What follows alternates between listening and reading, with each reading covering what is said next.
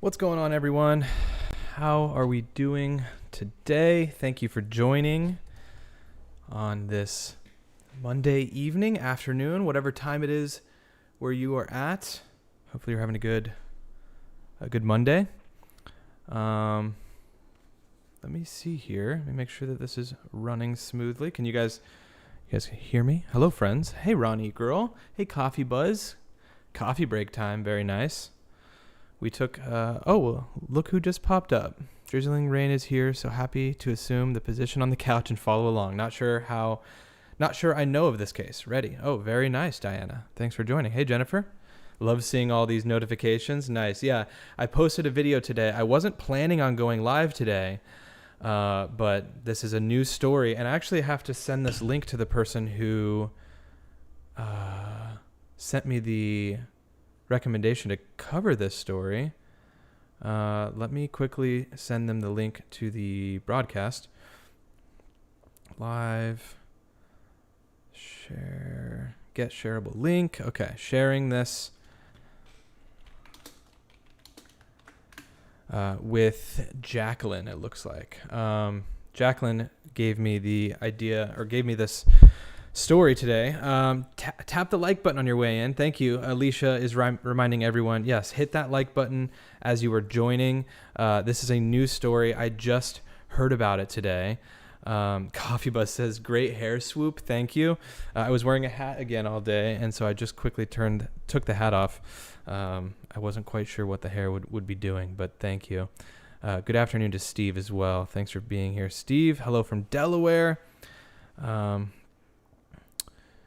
Anyways, yeah, we're going to chat for a bit as people join. Definitely hit that like button, like I said, as you're coming in here, so we can get more people to learn this story. YouTube will hopefully push this out to more people, and we can get more people aware of the 23-year-old Lauren Smith Fields.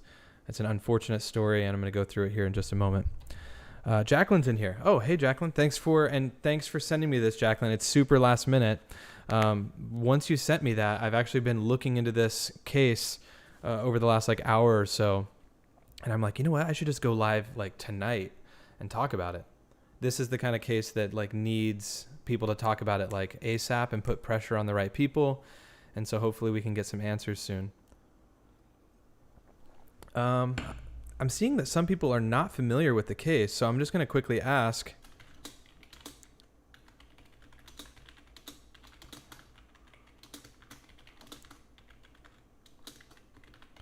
Are you familiar with the Lauren Smith Fields case? So there's a poll going up right now. Let me know. We're going to jump in about a minute or so. Aaron, I'm happy this story is coming to the forefront. Yes, absolutely. Coffee Buzz says, beautiful girl. Yeah, absolutely.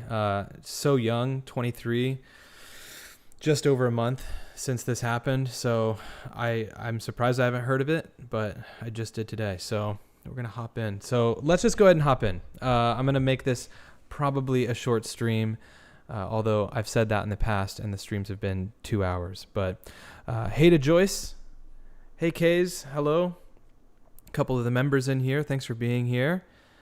Marita says, never heard of this case. Okay, so let's just hop into it then. So this article I found here from the Texas News Today is actually a pretty solid one, and a lot of them say kind of the same thing, but this is one that's pretty solid, and we'll get back to this guy here in a moment.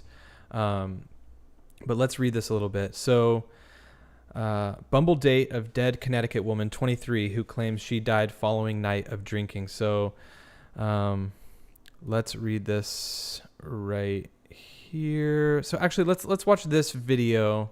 Sorry, I'm all over the place. Let's watch this little video here, and then we'll read through the kind of details of what happened. Lauren Smith Fields, as they remembered a young life cut short. They want transparency from the Bridgeport Police Department and a state investigation into her death. From the police department to the government center, a demand for respect and answers following the death of Lauren Smith Fields. Black Lives Matter! Bridgeport police say the 23-year-old died unexpectedly on December 12th at her home on Plymouth Street. Her parents, Chantel Fields and Everett Smith, say they had been trying to get in touch with Lauren and didn't find out about her death until they discovered a note on her front door from her landlord. No one is going to discard my daughter like she's rubbish. To lose your daughter, your only daughter, your baby girl, at such a ripe age of 23 years old, and to be treated the way we was treated by Bridgeport Police Station and the department is unacceptable. According to the incident report obtained by News 8, a man Lauren met on the dating app Bumble told officers he woke up next to Lauren to find blood coming out of her right nostril and Lauren not breathing. The responding officer describes when he arrived, the man appeared frantic and was trembling and visibly shaken.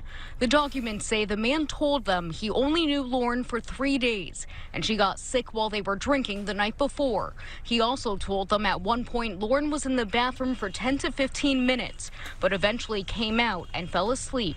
As police await a cause of death from the chief medical examiner's office, Lauren's family is honoring her life. Fourth birthday, the community came together and made their voices heard, including a few city leaders. Where is the humanity?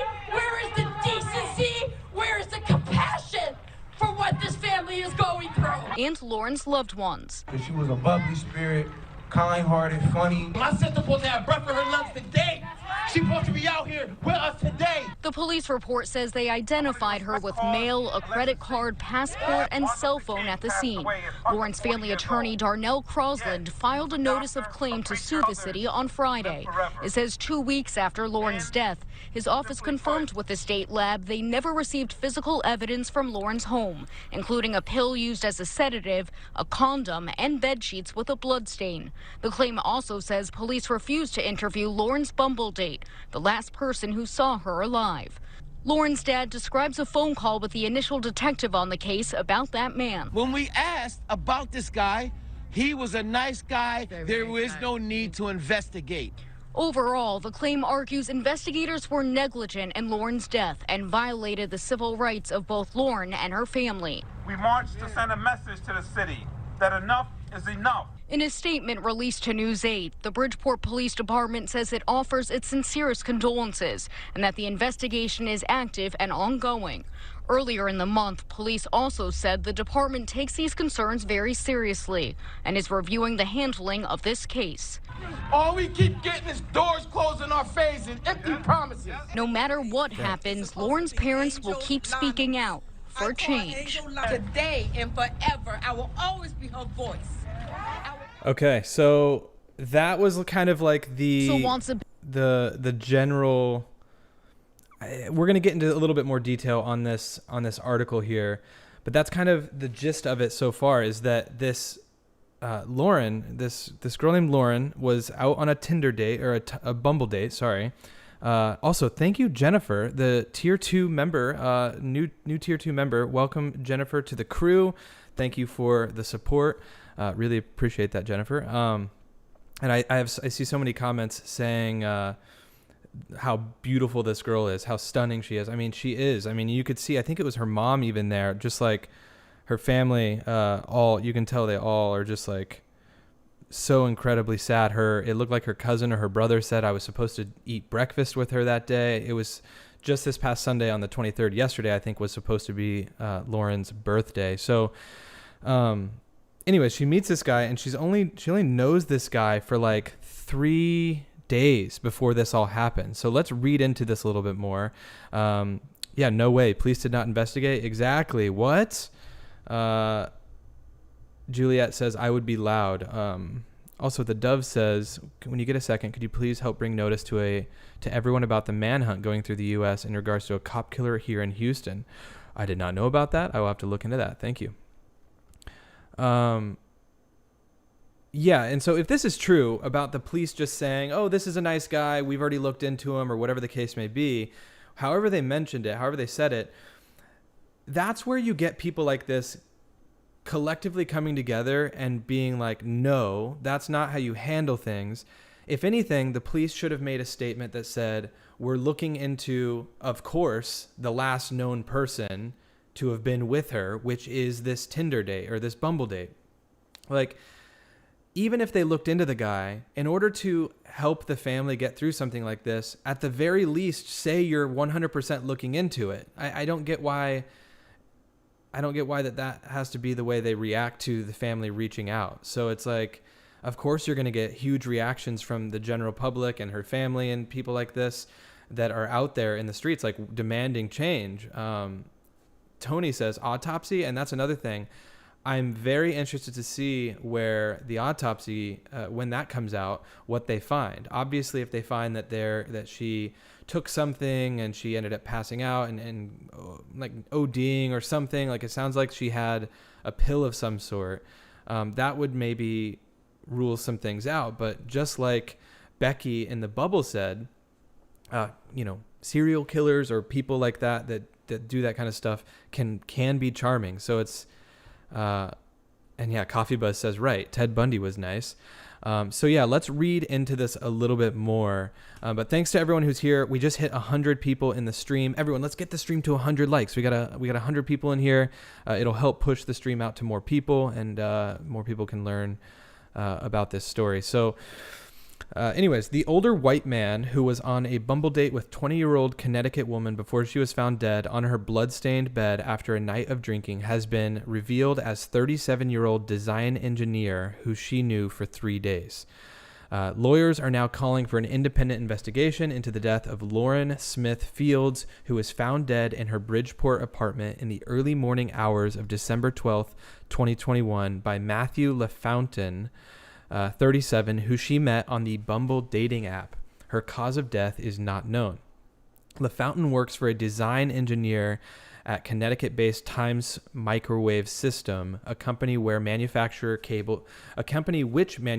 cables for the military, aerospace, and telecommunications companies. So this guy is an engineer of some sort at a pretty well-known company, or a pretty large company in that area, and I actually looked into that area. This is the apartment, if we're going to do a little mulling over maps here, this is the apartment on Plymouth Street in Bridgeport, Connecticut, where Lauren lived. Okay, so this is, at least in that article, or that little segment on that whatever it was, News 8 clip that we just watched, they showed this number on 33 Plymouth. They showed this building with this number on it. So I'd imagine it's one of these apartments. Maybe they just showed I assume that they're showing the actual building. But this is where Lauren lived. The place that he works, Matthew, is this Times Microwave Systems. And in the About section on that, it says Times Microwave Systems, TMS, is a subsidiary or Amphenol Corporation, and part of the, I don't know if I'm saying this right, Amphenol Military and Aerospace Division. We design and manufacture high-performance coaxial cables, connectors, and cable assemblies for military, aerospace, and telecommunications, in industrial RF and microwave applications for over 70 years. So they're a big, well-known company that's been around for close to a century at this point, and they make cables and different microwave applications for phone companies, aerospace, all sorts of stuff. So yeah, it sounds like it's a pretty well-known company in that area. And if we actually look, this is the building where he works. And if you look in between the two locations, this is where she lives in Bridgeport. And about exactly 30 miles is to his job. So not that necessarily matters. However, it wasn't like he was within the town that she lived. I mean, if he was working any of the days that they hung out, he had to drive a pretty considerable distance. It looks like about 40 minutes to meet her. So anyways, there's a bug on the top of my monitor. That's really cool. I don't know what kind of bug that was, but I killed it. Anyways, Florida. You can't escape it. Although I really don't ever see bugs in the apartment, so that's alarming. It was like a little gnat, I guess. continuing on.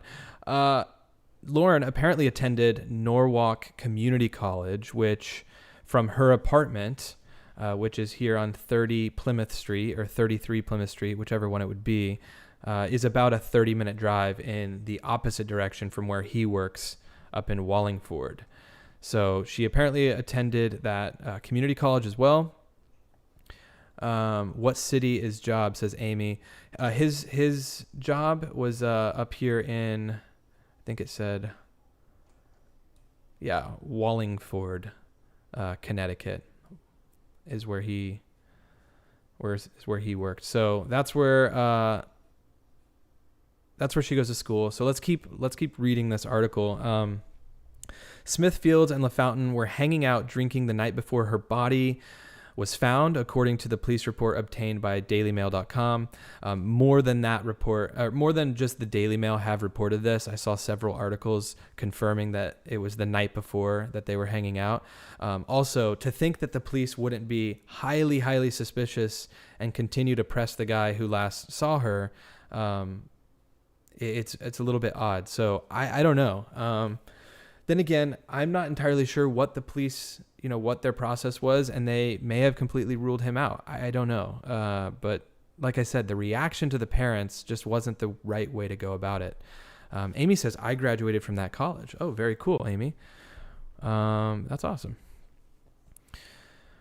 It's said that LaFountain claims that Lauren became ill and threw up in her bathroom before the two continued drinking tequila mixed drinks. Now, to me, I think it's a little strange that you would continue to drink tequila after being sick. I feel like if I got sick, I would want to kind of end the night.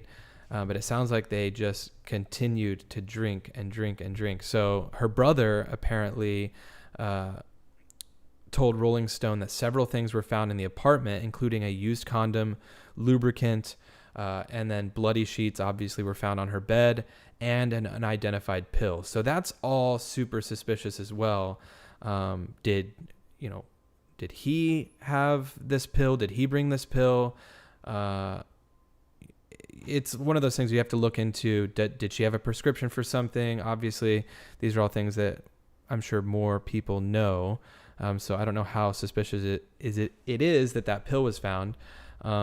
But apparently that was found as well as a condom. So I assume maybe he brought the condom. I don't know. The first night we saw cups there, flipped plates, and the lube. The cops didn't take any of the cups to test the liquor. Her brother said there was a big stain of blood in the middle of her bed with streaks going to the side. Hey, Victoria, how's it going? Also, Joyce and Corinna. Corinna checking in from Austria. Thanks for being here. Lene's in here as well. Good to see everyone in here. Thank you guys so much for being here. Anyways, continuing on, Smith Fields' family is suing Bridgeport police after becoming frustrated with how they are handling the case. Attorney Darnell Crosland told dailymail.com, alleging the detective in charge of her case told them to stop contacting him. Now, that's another thing.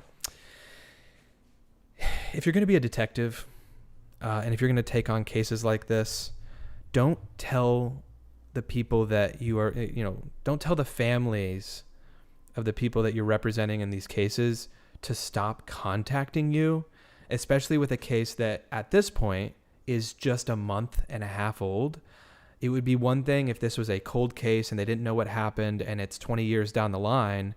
I could understand if someone was like, hey, just drop it. We tried, just move on. But this is such a fresh case. I mean, these parents, they want answers, right? So it sounds like a pretty shady detective, or at least kind of crappy to react that way.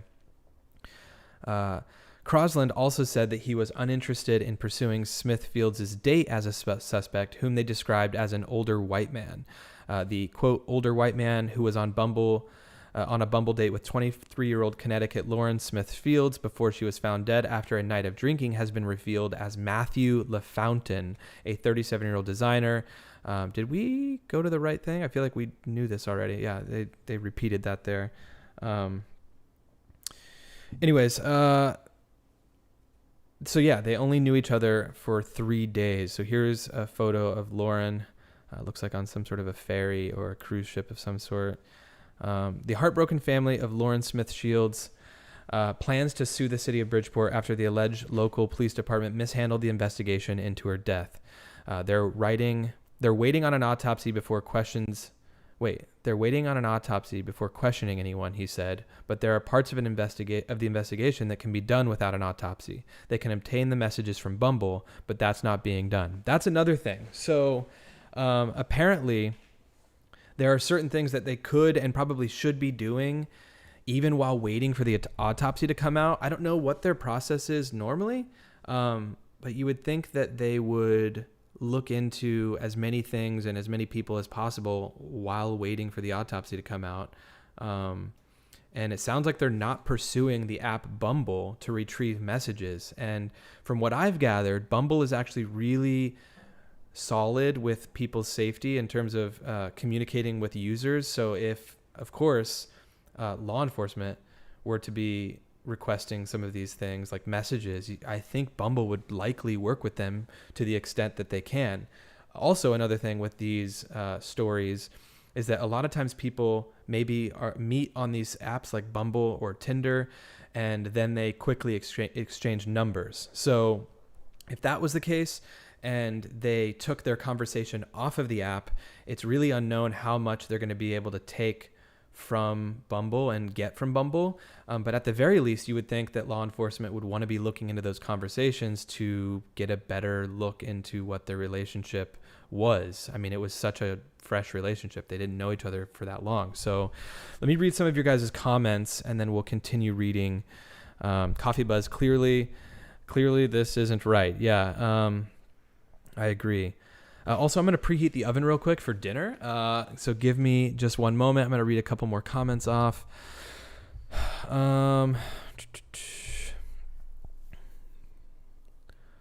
What kind of detective says that? Yeah, exactly. Rana says that should be illegal for him to say that. I mean, it's definitely not cool. It's just not cool for him to say that. Like, why? And just like the police in all of this, who their reactions, especially to the parents who are just wanting answers, is, oh, we're not going to look into that. They should just be so like, you know what? Yes, thank you for that. We're going to look into everything. Just like these parents are going through so much right now. It's just the reactions from the law enforcement. It just sounds really, really crappy. Okay, so once again, continue to hit that like button. We're going to continue on the story in just a moment. I'm going to preheat the oven.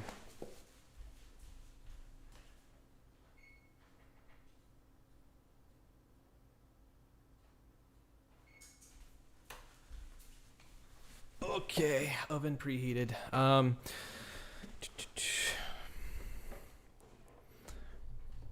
Okay, also beautiful wife is texting me. All these things happening. She's on the train on her way home. Wonderful, wonderful. Cool. So continuing on. Okay, where were we?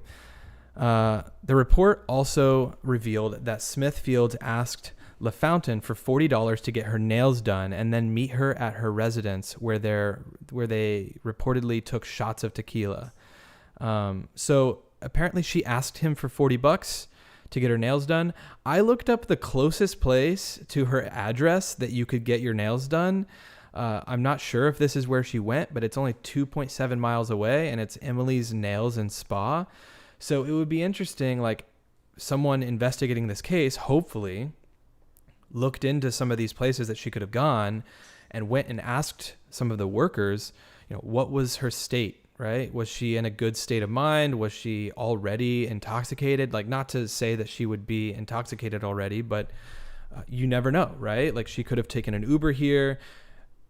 Imagine if they didn't look into this and someone from this nail salon or this spa and nail place could provide information of how she was acting. What if she was acting super delusional or whatever, cathartic or lethargic, whatever words.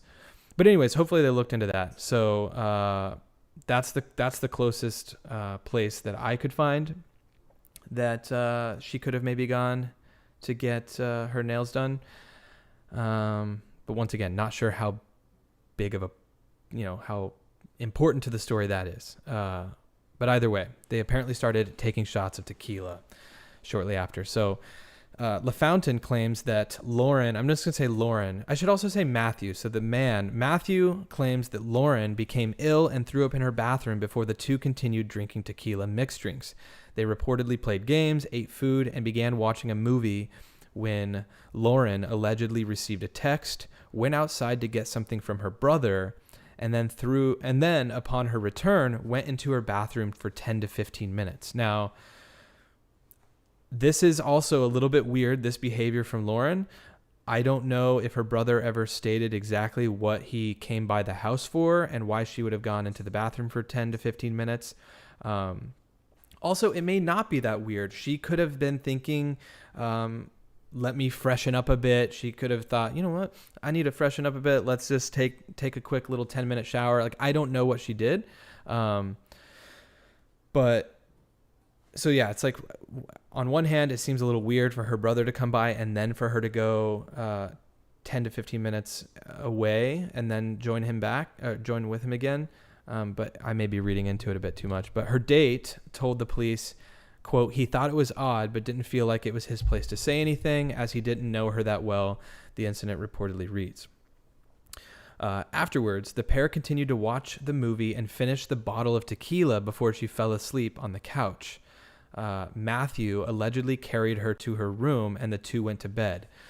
That's another thing. It's like, did he carry her? He does seem like a pretty strong dude, not gonna lie. He looks like pretty buff, so I don't doubt that he could carry her. But that indicates that she was completely fine in that moment and like she wasn't bleeding at this point, you know, all of that. So I don't know. It's also weird that they finished the whole bottle of tequila. I don't know. Maybe people just like drinking way more than I do. Juliet says, don't believe that. He wants to make it look like she was a drug user. Interesting. Juliet says he has a history of this. Believe me, he is setting her up. Oh my goodness. Hey, Kate, how's it going? Thanks for being here. Also, Juliet says we only have his words to go by. Yeah, it's only his words at this point, right? He should be questioned to the fullest. Coffee says, what is his background? So he's an engineer. Beyond that, I'm not entirely sure what he does or what he did before that. I wasn't able to find much on him. Anyways, continuing on. So yeah, they finished the bottle of tequila. Afterwards, the pair continued to watch movies. Okay, so I got that. He claims, so this is another thing that is suspicious to me. He claims he woke up around 3 a.m. to use the bathroom and found Lauren snoring. So that's like one of those things. It's like, it doesn't surprise me that he woke up in the middle of the night to go to the bathroom, especially if they drank a whole bottle of tequila together. But him saying that he saw her alive and snoring is just, it creates, I don't know, it puts her alive at 3 a.m. And then, around 6:30 a.m., he reportedly found her lying on her right side with blood coming out of her right nostril and not breathing. He then called 911. So it's like, I don't know. I believe this guy, or you believe someone is innocent until proven guilty. He's not even being charged with anything. He's not even a primary suspect at this point. So I want to question this guy and what he's saying because it just seems odd. But then again, he could be telling the truth. But it is a little bit weird. The whole claiming to be up at 3 a.m. to use the bathroom, I don't know. Oh, okay. Hold on. All right. What are we having for dinner? We are having baked salmon and couscous and broccoli. It's going to be delicious. So yeah. Once police arrived on the scene, Lauren's landlord was contacted. The landlord did not have family contact information, so it wasn't until days later when Chantel Fields visited the unit that she learned her daughter had died. Oh my goodness. So wait. Law enforcement didn't let them know that their daughter had passed away? She didn't know until days later? Coffee Buzz, I meant if he has a criminal background. Oh yeah, I didn't see anything as far as a criminal background, but we'll see. We'll look into it obviously a bit more. Anyways, that's a little bit weird that her mom didn't know that she had died until days later. When I asked the officer about the guy, he said he was a very nice guy and they weren't looking into him anymore. It was almost like he was sticking up for him, and it seemed weird to hear that from a detective, her brother, Lakeem Jeter, told NBC Connecticut. So, kind of weird. Yeah, kind of weird that he just kind of immediately ruled him out. When he was asked about the guy, he said he was very nice and they weren't looking into him. I'm not entirely sure what day that was.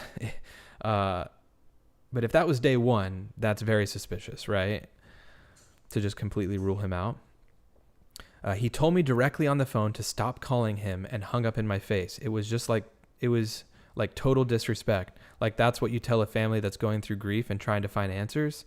Yeah, exactly. That's what I was saying earlier. It's so weird, and it's just strange that you would react that way. I mean, if you're going to be a detective, be at least a good detective, a nice guy, right? Or girl. Corinna coming in with the what? Definitely sketchy. Yeah, I agree. Joy Smith, yeah. Days? Exactly. It's super, super weird. Anyways, while spending the night with her, Matthew reportedly woke up around 6:30 a.m. and found, okay, so we saw this, blood coming out of her right nostril. He then called 911. He told Rolling Stone they found a used condom in the trash. So this is what we heard already. Yeah. So this is that apartment that we saw in this image here.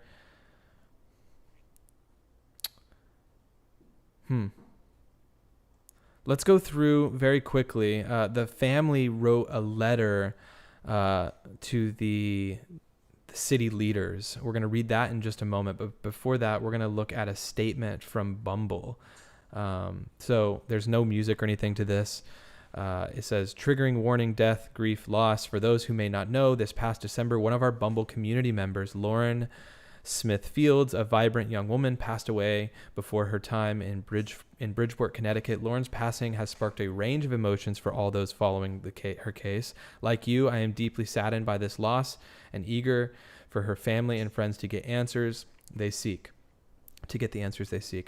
As the circumstances around Lauren's untimely death are still under investigation, our team has offered our full support to Lauren's family as well as the Bridgeport police. As a mother, my heart goes out to Lauren's parents and loved ones. Every parent deserves to know what has happened to their child, and Lauren deserves nothing less than our collective attention and thorough and serious investigation. So I think that this is from the CEO, Whitney Wolf, who is the CEO of Bumble. So yeah, Bumble is actually founded by a female. And like I said at the beginning, from what I've gathered, it sounds like Bumble is really, really good about providing as much information and trying to be as safe they try to promote, being safe while using their app.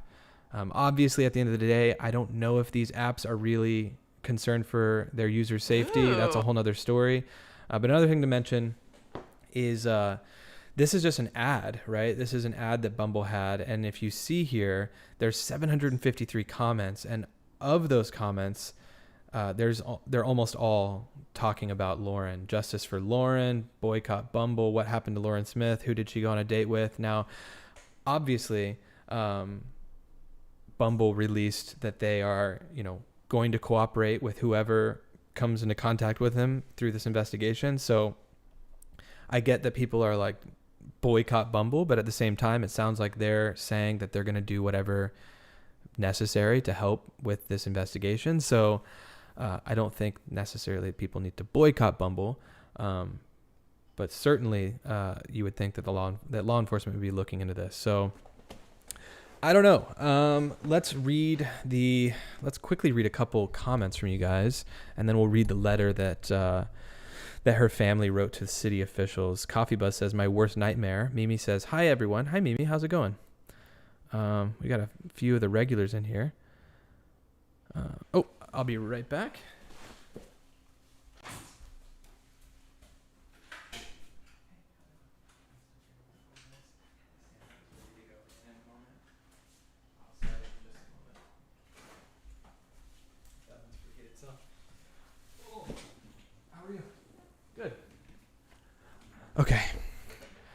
Marietta says dating is risky these days. Jay Barrett says, yummy, sounds fab, very healthy. This case is so strange. The police have let this family down. Yeah, I mean, for sure. Mimi says, I'm at work, so I'll be in and out. Hopefully COVID takes a break this afternoon. Thanks, Mimi, for being here. Corinna says, her family deserves answers, and Lauren, an autopsy and an autopsy and investigation, even if she was drinking. Yeah, absolutely. I mean, the autopsy hopefully will reveal a lot. I mean, if she took some sort of because they found a pill of some sort. If she took something, that would be one thing. But yeah, hopefully the autopsy reveals something and they can get some answers soon. Hey, Tiffany, how's it going? Thanks for being here.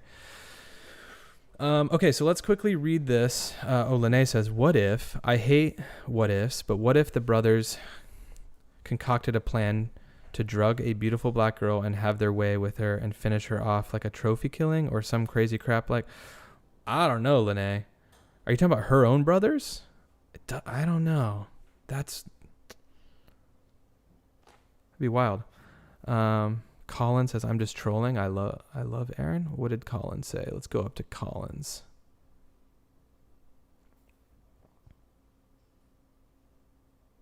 I don't even know what Colin said.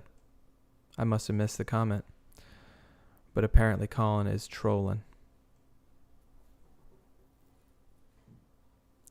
Okay, well, let's read this. Also, Rana says, I was drugged before and I threw up. Oh my gosh. That's awful. Okay, let's read this. So this is the family's statement to city leaders in Bridgeport. They say, good afternoon. I'm writing this email on behalf of the Smith-Fields family. I'm writing this email completely concerned and disheartened, not only as a family member of the victim, but a citizen and taxpayer in the state of Connecticut. On Monday, December 13th, my family began to call and text our beloved daughter, sister, niece, and friend, Lauren Smith Fields, continuously with no prevail. With Lauren being such the family-oriented young woman we knew this was completely out of character for her not to respond. Around approximately 8 p.m., Lauren's mother, Chantel, and brother, Lakeem, decided to go to Lauren's home at 33 Plymouth Street. Upon arrival, they were met with a note on the door stating, if you're looking for Lauren, call this number.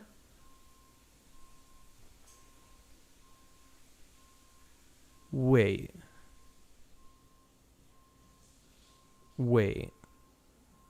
Okay, so this is what I was talking about.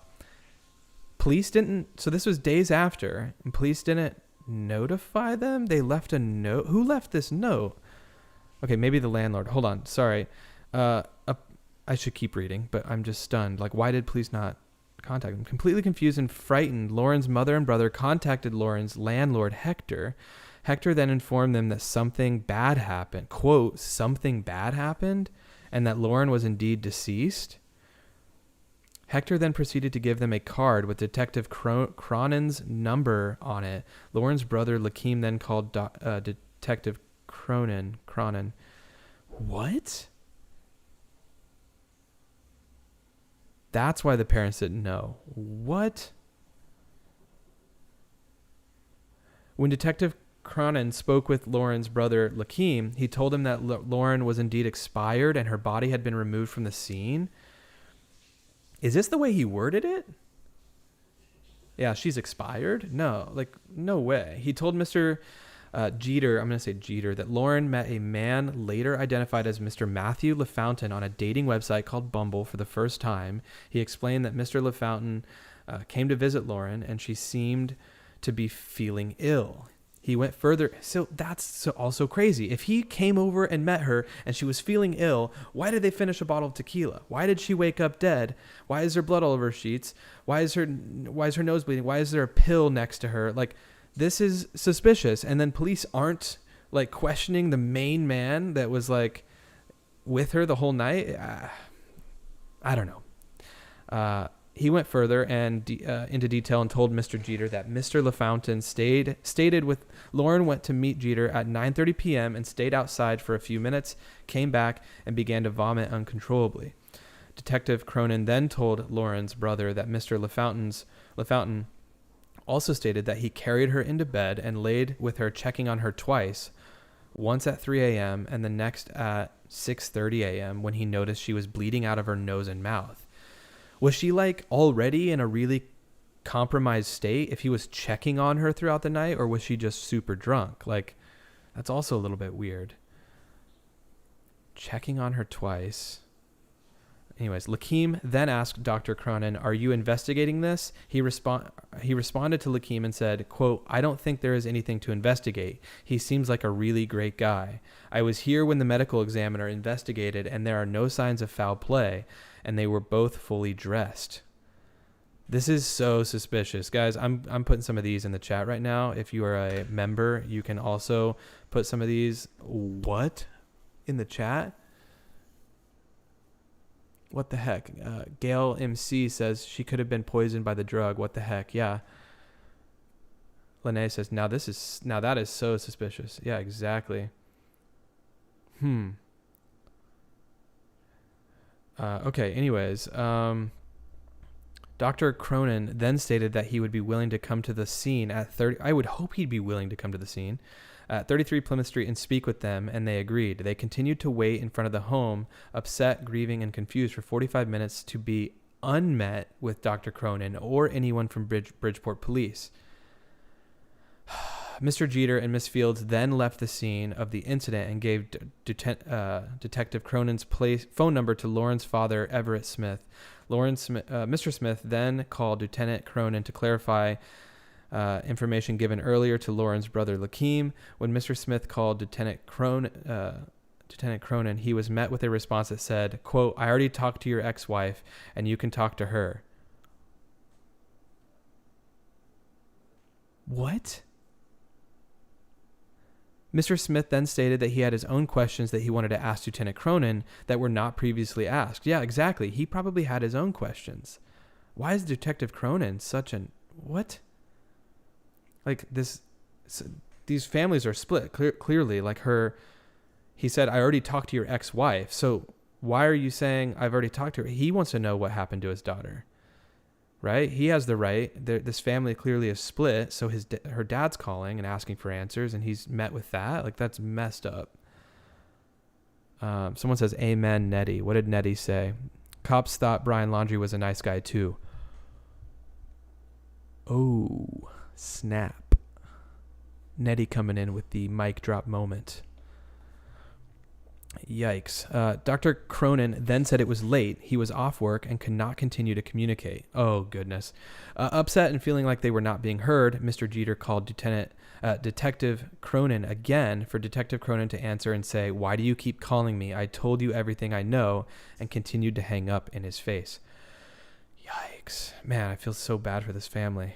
After taking a day to process on this tragedy and wait for law enforcement to gather more information and potentially visit or contact us, we decided to visit the Bridgeport Police Department on Wednesday, December 16th. In the lobby, we asked to speak with Detective Cronin, and he told he was off for the day, and there was a different detective on duty that he would be able to speak with us. While meeting with the detective, they explained what information they had in great detail. The detective seemed utterly appalled and shocked at the way the family was talked to, ignored, and kept uninformed. Whoa, that's crazy. Oh my gosh. All right, so we're almost through this. Real quick. Okay, so yeah, as of today, this was December 16th. As of today, Thursday, December 16th, we still have not spoken with Lieutenant Cronin nor anyone else from the Bridgeport Police Department. We have questions for this detective, Captain Gilleran, and Chief Garcia. My main question to all of you, since when is an investigation based on someone being a, quote, good guy or a good person? Or does Lieutenant Cronin know Mr. LaFountain as he is a resident of Milford, which is only about 6 to 10 miles away from Bridgeport? In the police force, are investigations initiated based on personal belief or someone's character or evidence provided?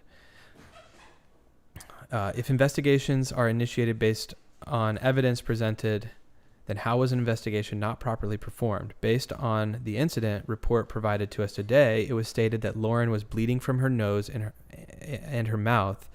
How does this explain a pool of blood in the middle of her bed and not at the head of the bed where the pillow was and where she was lying?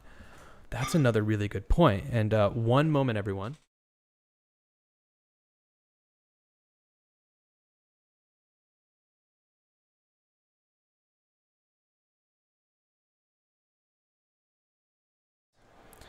Okay. Anyways, that's a good point. So they just made the point of why, and look, maybe she stumbled into bed and was laying kind of on the center of the bed, but at the same time, if he carried her into bed, right, he would probably lie her on the bed where she would normally be, not like flopped over, right? Interesting. Okay. Let's continue. We were told by I keep wanting to say Detective Cronin, that Lauren and Mr. Fountain did not engage in any intercourse as per Mr. Fountain's word. But how would Detective Cronin know? So he just took his word that they didn't have sex? This morning we found a used Trojan condom in Lauren's bathroom trash can that was left on the scene. Did Detective Cronin see the condom in the bathroom? I hope they have all that in evidence, by the way, because there's probably DNA all over it.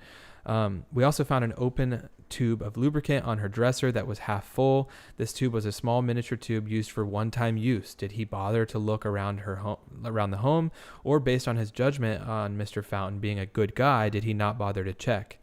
Before we hire private investigators, I would like to formally invite and insist detectives return and gather the evidence that was found by our family and overlooked by detectives. If this condom were tested and was indeed holding semen from Mr. LaFountain, proving what he stated was not true, and him and Lauren indeed did have intercourse, would he still be considered a good guy? Exactly. Test the condom, compare that with what he said, they took his word for, them not having any sort of intercourse. And then you already have him in his first lie, right? So sounds like they're not doing any of that. But then again, this is all kind of what we're reading, and some of these articles are dated at this point. We're talking a month ago now. So hopefully more comes out soon. This case is kind of getting a lot of attention right now. So I don't know if they're starting to find out more and we're going to know more soon. But Juliet says, of course they took his word. It was the friendly face system. Yikes. Do we need to set a timer? Got it? Okay, thanks. I, along with the voters in this state, demand better, not only from our police department, but our local officials. I also would like to schedule a meeting with our family and your detectives and officers involved with this case.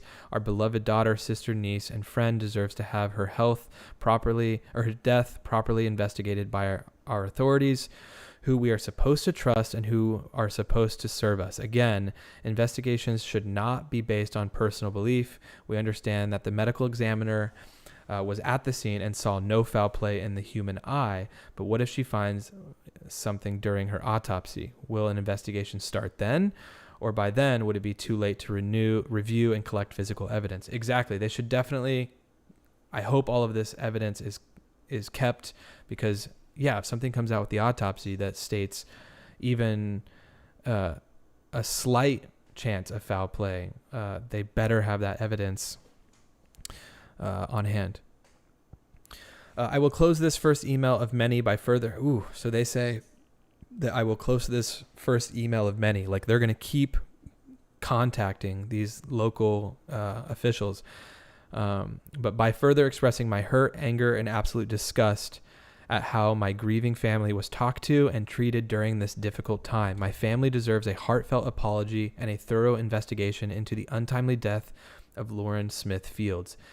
If an investigation determines Lauren's untimely death was not suspicious or not led to by neglect of any kind, we will take the information with stride and work as a family to begin to heal from this tragedy. But if for some reason this continues to drag on and any of Mr. LaFonte's statements are proven to be false, uncorroborated, and complete lies through an independent investigation, we will not rest until everyone is held accountable for their actions. I look forward to speaking with you soon and am open to meeting as soon as possible. Wow, what a statement from it. It doesn't say exactly who that came from, but they said, I'm writing this email on behalf of the Smith Fields family. So not entirely sure who came together to write that, but it was really, really well written. And it basically states everything that they feel like has been done wrong. They feel kind of wronged in all of this. So, wow, I hope something comes from that. That's for sure. Radiant Rosie says, oh, dang it, I just got here and don't know this case. Guess I'd better scrub back. Yeah, this is a new one. Of course, if you'd like to just read through kind of what we've been reading through, you just look up Lauren Smith Fields. There's a lot out there. I should have linked it down below. But there's a lot in the news right now. There's a lot of articles being written about this case. So, of course, look into it if you want to, beyond what I've gone through today. I don't know really what to talk about beyond this. Like I said, we went through the maps, we went through the area. Really, what I want to know is, like what some people were saying, his history, right? What is his history? Who was he before this? Does he have any sort of a criminal record? What is his Bumble history? Have people reported him on the app, right? Like, imagine if law enforcement were able to contact Bumble and say, hey, this, Matthew Lafonte guy, can you look into his profile? And imagine if they were to come forward and say, oh, wow, yeah, he's actually had 7 people complain about him being this or that, or, whatever. That would be a massive thing to find. Of course, with his criminal history as well, does he have an actual record of anything? Those are like the main things I would want to know in all of this. Of course, we'd like to know more about Lauren as well. Did she have a prescription that would warrant there being any sort of a prescription drug at her house, right? Because if not, why was there a pill found? I don't know. Paige says, regardless of what happened, he is certainly involved, period. Corinna, I can smell that couscous all the way from Austria. Yes, it is being worked on. Beautiful wife has stepped in. Thank you so much. Oh, are you eating the banana bread first? She's having a little birthday banana bread as a snack. Can you complain to Bumble? Can you? Are you asking if I can? Nothing I can do will help in that, Gail, MC. But I will say, if you missed this part, there's like 700 messages on this Bumble post of people saying, hey, boycott Bumble, justice for Lauren, like find out what happened to Lauren. What happened to Lauren Smith Field? Like, there's tons of comments already, and Bumble put out a statement that they are cooperating with anyone who reaches out to them. So me reaching out to them or anyone else independently isn't going to do anything. It sounds like they're already cooperative. Gail says he drugged her and slept with her. Well, he claimed to have not had any sort of intercourse at all with her. So they should start with that and see if he's just lying. I don't know. That's really all I have. I mean, I looked to see if this guy had an Instagram. I didn't see anything. Let's quickly look to see if her Instagram is public or if she has one. I would imagine she does. Lauren Smith Shields. So I don't know if this is her. Is this her? This looks like it would be her. Coffee Buzz says, how did you meet the beautiful wife? That's for another, or maybe never. That's for another stream if I do something like that. I might talk about that actually with members, Coffee Buzz, in like the members only stream, just so there's not a couple hundred people listening in on that. But yeah, but we met a few years back. It's not really a crazy story. Okay, this looks to be her account, unless it's a fake account, but It says Lauren Smith. This appear to be all of her. Yeah, her last post was on December 6th. Self-destructive is what she typed, or what her caption was. Yeah, Paige says, that condom. What woman would leave a condom in the trash from a previous encounter if she invited this man over? Really good point.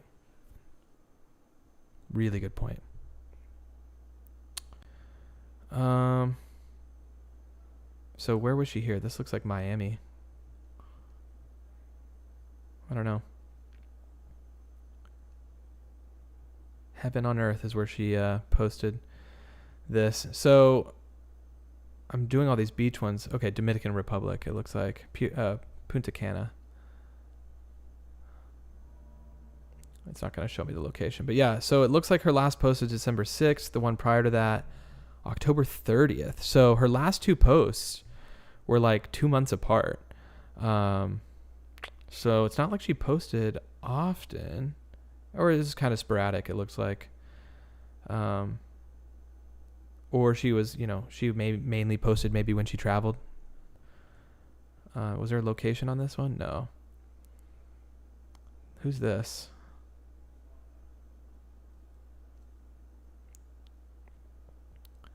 Athlete. Kieran Iverson. G League, former 905 Raptor. Okay, so he's a G League basketball player, it looks like. So yeah, this is her Instagram. I'm definitely going to go through this off stream and just see. Oh, I mean, that's it. That's all of the posts. I was going to say to try to find photos that she is with other people in.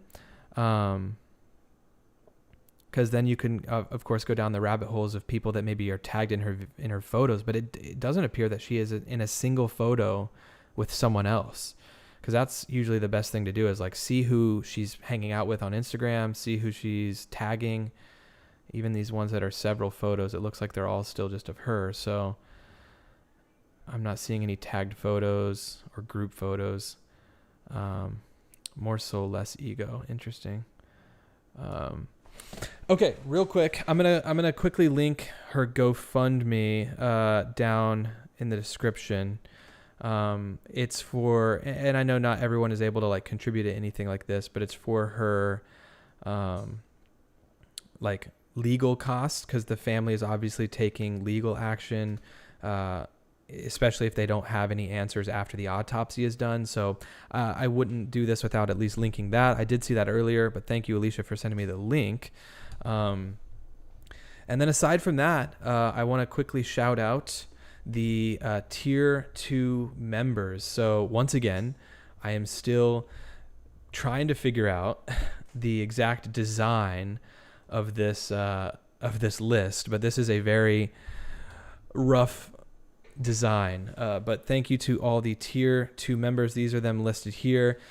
Curious Cat and Jennifer Harris are the two more recent ones.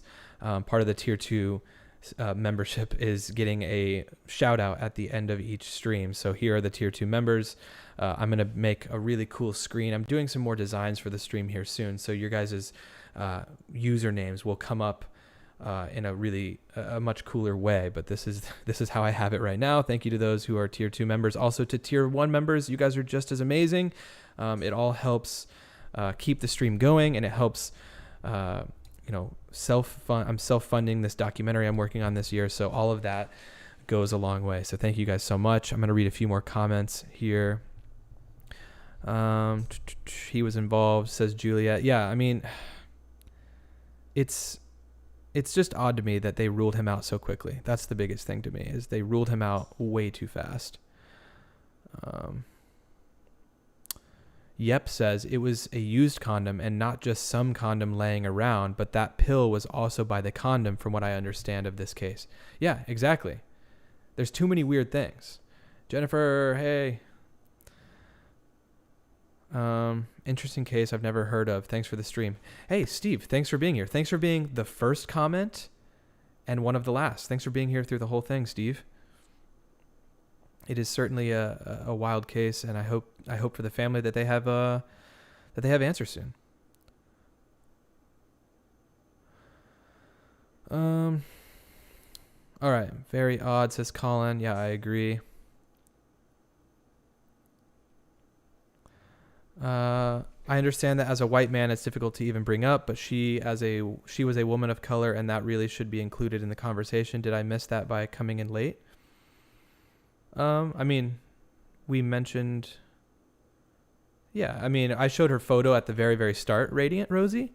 And I played the video from here on News 8, which was, the video kind of talking about that the family feels like there was some negligence, by local authorities, because of her race. And so I don't know. And like what we talked about earlier in the stream, her family definitely believes that it was a little bit weird that they just ruled him out. And why? Was it just because he was a white guy? And so, yeah, we definitely covered that. And so, yeah, I don't know. I mean, he had a really good job. He was really charming. He was really nice. And like all of those things are also things that people who have been found to be cold-blooded killers and psychopaths and sociopaths have all had. So it's like, you can't rule all that out just because someone's a nice guy, or a white guy. So yeah, we covered that. Thanks for mentioning it. JTube says, hi, Aaron Mull, just got on. Is your documentary about someone who is still missing? JTube, thank you for asking. I can't specifically talk about the documentary in any way, shape, or form, in terms of like the specific details, because I can't. I'll just say that. But eventually you will know. But yeah, I just mean what Aaron just said. I just mean, yeah, I don't know what you mean by that. But yeah, thanks, Rosie. Vicky Lynn says law enforcement is clearly looking the other way deliberately. I mean, it seems that way with the way they are reacting to the family. It really does seem like that. Okay. So at the end of this, I'm going to put a link to any information. I don't have it right now. This is something I've been trying to remember to do before streams. If you're watching the re-upload of this, to the people who aren't in here live, I'm going to try to put a link to a site of some sort, where if you have any information relating to this case, it'll either be a number down below or a website. That's what you can go down and contact. So I'll have that up at some point once I find it. Other than that, thank you guys for being here so much. Thank you to the new member, Jennifer, today. Really appreciate you joining the Mulling Over Maps crew. I want to also link, and hopefully Alicia has the link still. I made a new video today about a missing person named Brandon Swanson. It came out at 3 o'clock or 2 o'clock this afternoon. I'd love to point you guys to that video if you haven't seen it already, to go over and check out that video. It's a really interesting story about a guy who went missing in 2008. They found his car, but they never found him. It's a really kind of bizarre story. So if that at all sounds interesting to you, we're going to have that linked here shortly. Actually, I have it right here. Unless Alicia has already linked it. Let me put it in here. So there's oh no, that's a link to a TikTok. Oh, I'm taking that down. Also, Joyce, yes, hit the like button on the way out. Thank you for the reminder. There's 148 likes. If you haven't liked the stream, hit that on the way out. And I will quickly link today's YouTube video. All right.